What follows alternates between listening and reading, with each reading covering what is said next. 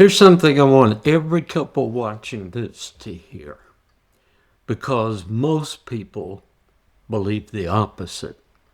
And that is, thriving marriages do not have less conflict. They don't. I've sat with hundreds of couples, and the ones who are genuinely thriving still get triggered. They still have moments where the threat alarm goes off, where old wounds get stepped on, where the cycle starts up right on schedule. The difference isn't the absence of the cycle or conflict or disruption. The difference is what happens next. Thriving couples have gotten very, very good at one specific skill, and in this video, I'll teach you this skill. Stay with me until the end, and I'll share something that will help you take this further, go deeper, and change your marriage. Let's talk about it.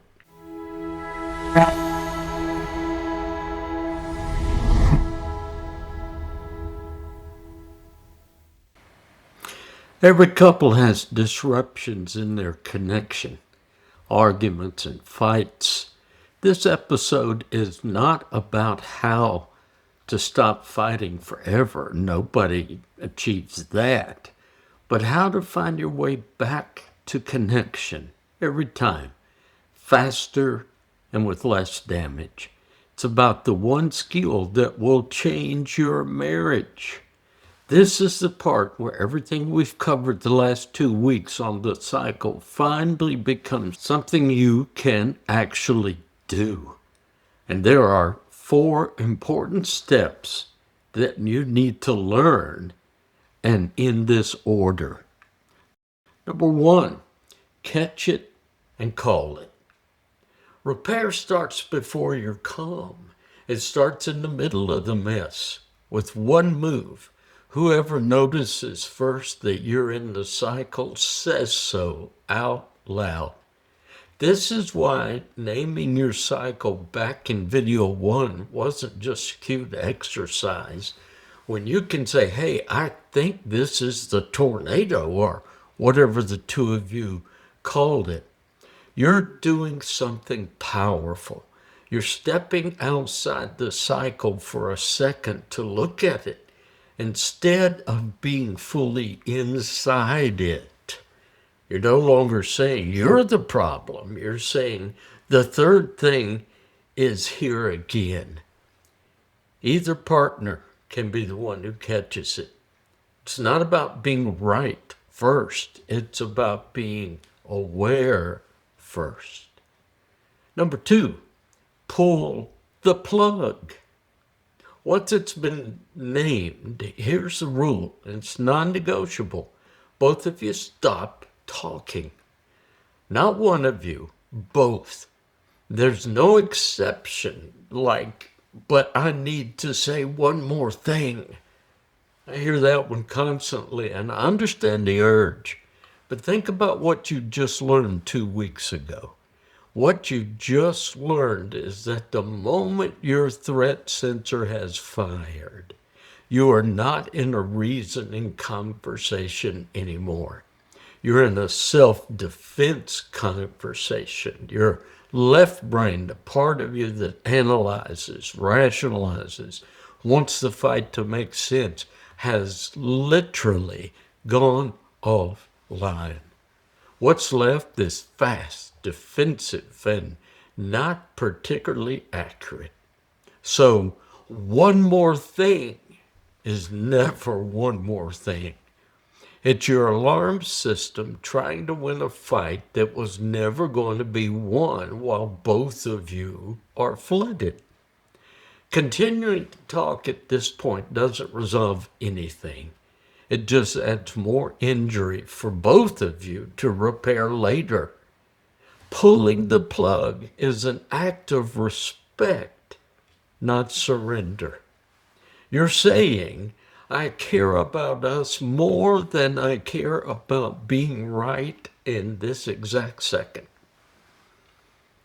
3, make a promise, then set a time. Pulling the plug only works if it comes with a promise. We'll come back to this. This isn't a way to avoid the conversation or sweep it under the rug. It's a way to have the conversation when each of you has de-escalated emotionally and have regained access to your left brain so you can do it actually well. That means before you separate, you set an actual time and place to return to it. Not we'll talk later, but an actual time. And a couple of ground rules on timing, not negotiable. First, never at midnight. You're both exhausted, and exhaustion makes the threat sensor worse, not better. Not as someone's walking out the door in the morning. Never choose that time. You need enough time on the other side of the conversation to actually reconnect, not just detonate and scatter.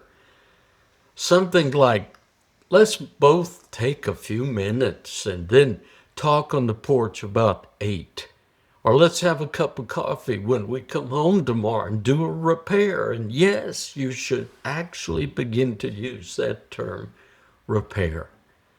This works far better than either avoiding it or trying to push it through in the heat of the moment. Fourth, the return to connection conversation. Let me give you an example from my practice. Now, this is a composite, not any specific couple. A couple came in absolutely convinced their problem was finances. He thought she spent too much. She thought he was controlling. They had spreadsheets. They had budgets. They'd tried everything. But here's what I noticed. And this is why you need a live therapist if you can find one. I noticed that every time they talked about money, his jaw would clench and he'd go quiet. Then she'd get louder and more animated, almost frantic. So I asked him, what does it mean to you when your partner spends money without telling you? And he said, it means I don't matter, like my opinion doesn't count. And then I asked her, what does it mean when he questions your purchases? And she said, it means he doesn't trust me, like I'm a child who can't be responsible. Boom. We weren't talking about money anymore. We were talking about mattering, about trust, and about respect. This is what emotionally focused therapy teaches us. Every fight is really a fight about connection. The content, just the vehicle. When couples argue about dishes, they're really asking, do you see how hard I'm working? Do you value my contribution? Am I alone in this? When they fight about sex, they're asking, am I desirable? Do you still want me? Is there passion left between us? When they fight about parenting, they're asking, are we a team? Do you respect my judgment? Can I count on you? And these are attachment questions. They're about safety, about mattering, about whether this person is truly there for you. And here's the problem. When you stay stuck in the content, the dishes, the money, the schedule, you never address the real issue. You can solve the dishes problem and still feel disconnected. You can agree on a budget and still feel like you don't matter. But when you go underneath the content and speak to the attachment fear, everything shifts. Instead of, you never help with the dishes, imagine what would happen if you said, when I'm doing dishes alone at the end of the night, I feel like I'm carrying everything by myself. I need to know we're in this together. Report, validate, clarify. Let me say that again. Report, validate, clarify. This is the part I help couples experience in session more than almost anything else. So I want to walk through it slowly. When you come back together, the person who called out the cycle leads, not because they're right, but because they're the one who noticed first, so they're the one who opens the door back in. That person walks through what actually happened for them using this structure.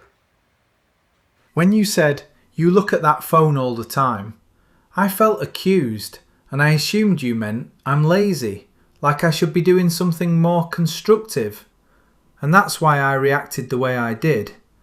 Am I right or wrong about that? Notice what that sentence is doing. It's not an accusation. It's a report from inside your own experience. The trigger, the feeling, and crucially, the assumption you made about what your partner meant. Because as we covered last week, that assumption is often wrong. Asking, am I right or wrong about that? Hand your partner the chance to correct the story before it hardens into fact. That takes vulnerability and that takes courage. Your partner's job is to respond with something like this. Wow, if that's how you took it and how you felt, I understand why you reacted the way you did. But that's not what I meant. I meant that I felt lonely, unseen, and like you really don't want to be with me. That brings clarity without contention. That first line matters enormously. Before your partner explains themselves, they validate your experience. They're not saying you're wrong to feel that. They're saying, of course you reacted that way, given what you thought was happening. That sentence alone starts calming the alarm because it answers the question the threat sensor was actually asking underneath everything. Am I safe with you? Then your partner shares their own side using the same structure because your reaction triggered something in them too. But when you reacted like that, I felt surprised and somewhat attacked. And I assumed you meant I was doing something bad or shameful. And that's why I responded the way I did. Am I right or wrong about that? Wow, if that's how you took it, I understand why you responded that way. That's not what I meant either. I meant that I wanted to connect with you. And when you spend so much time scrolling on your phone, I am afraid I can't reach you, can't connect with you. I was actually afraid more than angry. And so you keep trading roles like this. Report, validate, clarify. Report, validate, clarify until you reach a resolution. And I want to be precise about what resolution means here because it trips people up. Resolution doesn't always mean agreement. You can walk through this whole exchange and still see the original situation differently. That's fine. Resolution means something else. It means you've repaired the disconnect, the disruption, the break in your connection. And you've each given the other a sense of being seen, heard, safe, secure, and accepted. That's the actual goal, not a verdict, a reconnection. Now here's why that works. Remember, your amygdala can't tell a predator from a rolled die, but it can recognize safety once it's actually offered. Every time your partner says, I understand why you reacted that way, you're giving your threat sensor, the one signal that can stand down the alarm. You are not alone in this, and you're not under attack. That's why this structure works better than "I'm sorry" on its own. And an apology addresses behavior. This conversation addresses the alarm itself, and it's aiming at something more specific than being right. It's aiming at your partner walking away feeling seen, heard, safe, secure, accepted. Get that. And the original disagreement can stay unresolved without the disconnection staying unresolved too. Put it into practice this week. Before your next disconnection, and there'll be one because you're a human married to a human, sit down with your partner when things are calm and practice the sentence structure once, using a smaller, lower stakes moment from the past week. When you blank, I felt blank, and I assumed you meant blank.